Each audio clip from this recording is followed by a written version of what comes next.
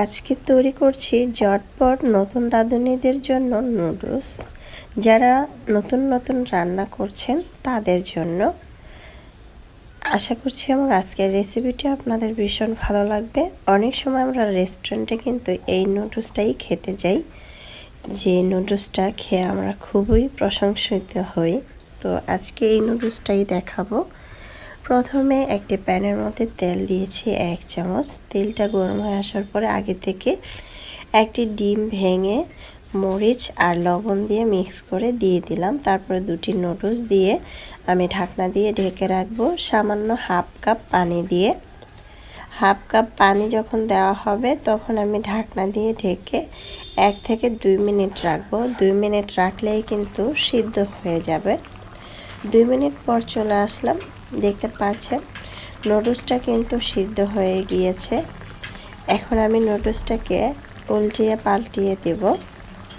যেভাবে আজকে নুডলসটা তৈরি করছি এভাবে যদি নুডলসটা তৈরি করা হয় খেতে হবে অসম্ভব মজাদার। বাসার সবাই অনেক বেশি প্রশংসা করবে। বেশিরভাগ সময় কিন্তু আমরা স্পাইসি নুডলস বাহির থেকে খেতে যাই, তো বাসায় যদি আমরা তৈরি করে ফেলি তাহলে কষ্ট করে আর বাইরে যেতে হবে না এই শীতের মধ্যে। যাই হোক, এই তো নুডলসটা কিন্তু হয়ে গিয়েছে। এখন আমরা নুডলসটাকে উঠিয়ে নিব। ডিম আর নুডলসটা সুন্দরভাবে হয়ে গিয়েছে। এখন এই নুডলসটা ওঠানোর পরে একটি প্যানের মধ্যে আর 1 টেবিল চামচ তেল দিয়েছি। তেলটা গরম হয়ে আসার পরে দিয়ে দিচ্ছি রসুন কুচি।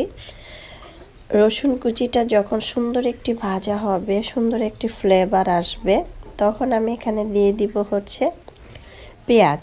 আমি এখানে একটি ছোট সাইজের পেঁয়াজ দেব। পেঁয়াজটা অনেকে চান না খেতে, না চাইলে স্কিপ করতে পারেন আর চাইলে দিতে পারেন। পেঁয়াজটা দিয়েও একটু ভেজে নেব। যখন হালকা একটু লালচে কালার হবে তখন দিয়ে দিচ্ছি কাঁচামরিচ কুচি প্রায় 7-8টার মতো। তারপরে দিয়ে দিচ্ছি বটবডি কুচি হাফ কাপের মতো দিয়েছি গাজর কুচি।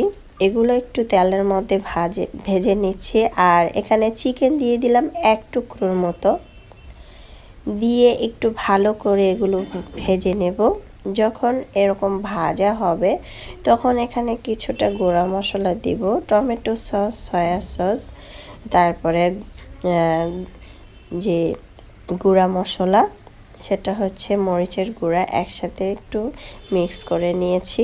যখন এগুলো একটু ভাজা হবে তখন আমি এখানে দিয়ে দিচ্ছি নুডলসের মশলা। একটা প্যাকেট নুডলসের মশলা দিয়েছি আর একটা প্যাকেট রেখে দিয়েছি। এখন দিয়ে দিচ্ছি নুডলসগুলো দিয়ে অনবরত নেড়ে চেড়ে রান্না করে নেব 1 মিনিটের মতো। চুলার আঁচ বাড়ানোই থাকবে। টমেটো সসটা চাইলে একটু বেশি দিতে পারেন আর ঝালটা একটু বেশি দিতে পারেন যদি একটু স্পাইসি করতে চান। আর এটা এভাবে ঝাল খেতেই কিন্তু অনেক বেশি মজার। এই তো দিয়ে দিলাম আরেকটি নুডলসের মশলা।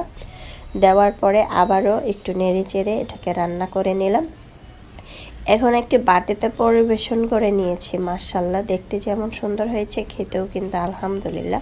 আপনারা নিজেরাই দেখতে পাচ্ছেন নুডলসটা কতটা অসাধারণ লাগছে। খেতে হবে অনেক মজার। বাসার সবাই অনেক বেশি প্রশংসা করবে, সবসময় চাইবে এই নুডলসটা তৈরি করে দেওয়ার জন্য। রেসিপি ভালো লাগলে চ্যানেল সাবস্ক্রাইব করে লাইক দিয়ে পাশে থাকবেন। দর্শক বেশি বেশি ভালো থাকবেন, খাবার কখনো অপচয় করবেন না। আল্লাহ।